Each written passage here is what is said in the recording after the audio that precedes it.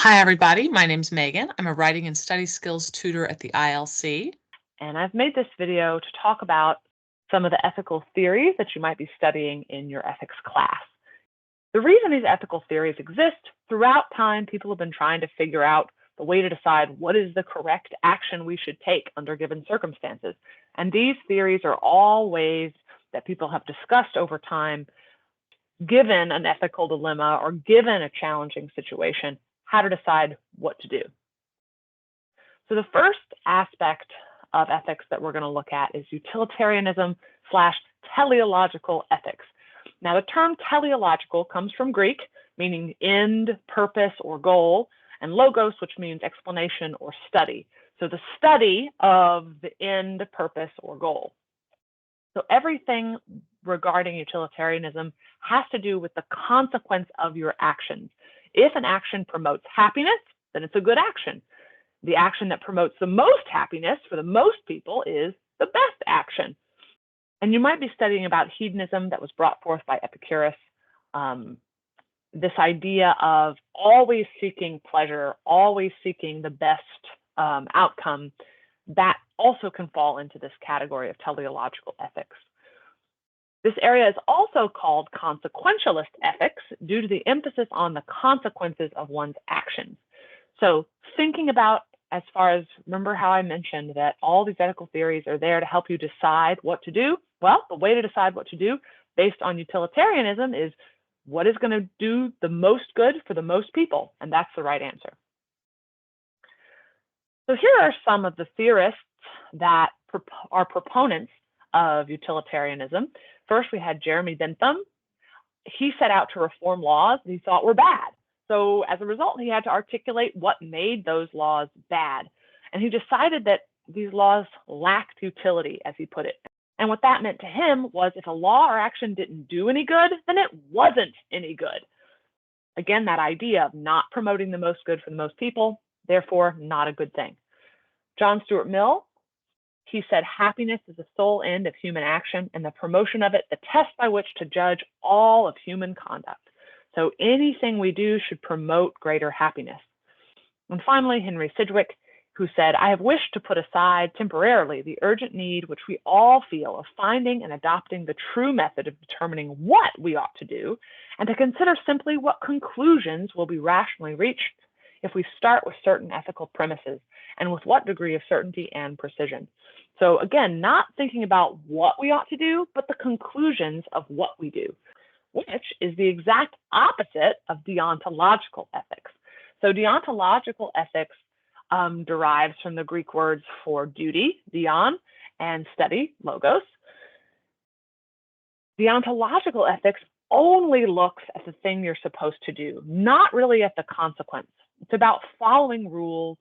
The moral action itself is good, not because of the product of that action. So it focuses more on what you're doing and not the outcome of it.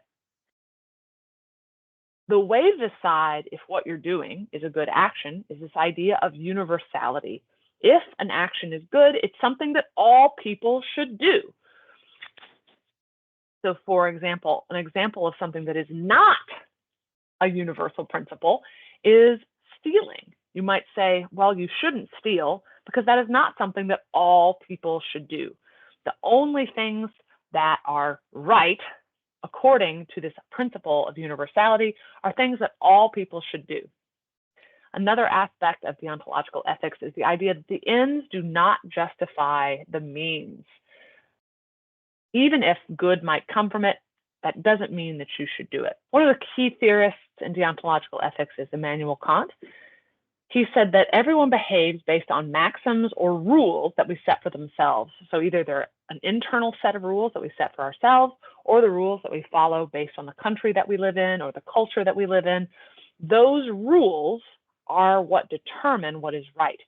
And a maxim or a rule can become a categorical imperative when it's universally applied. So he brought in this idea of categorical imperative, which relates to that concept of universality that I mentioned before. Something can be universally applied, all people should do it, then it's a categorical imperative. It's something we all must do.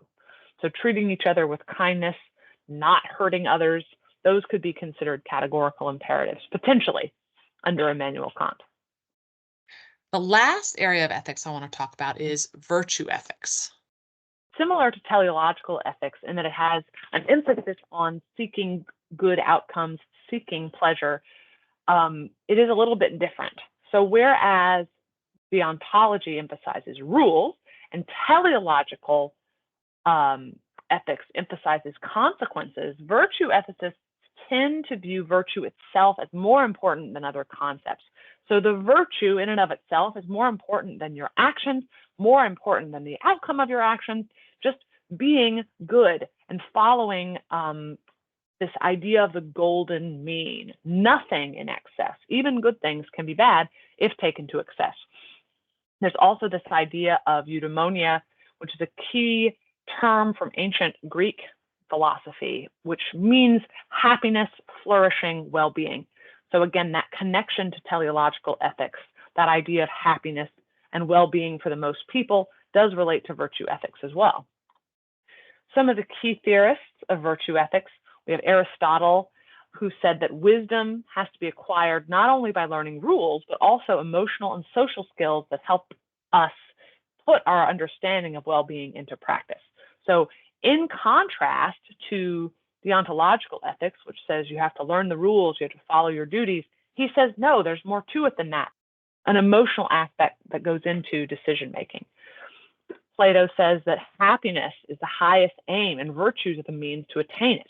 So again, that idea that's similar to teleological ethics and that happiness is our aim, but instead of looking at it as a way of looking at the consequence being happiness, he says the virtues in and of itself is a means to attain it. So whatever virtues you may have, such as courage or strength or love for others, those are the means to attain happiness, not necessarily looking at the consequences of your actions. And then we have Gertrude Anscombe, who famously said that choosing to kill the innocent as a means to your ends is always murder. And in this case, she was talking about the American bombings in Japan at the end of World War II. One may justify that since it ended the war, but she says it doesn't matter. You disobeyed a virtue of killing the innocent, and therefore it doesn't matter if the outcome ended in peace. It was still wrong. So again, you can see that similarity with teleological ethics. The key difference is that emphasis on the virtue itself, not necessarily the consequence or the action, but the virtue itself.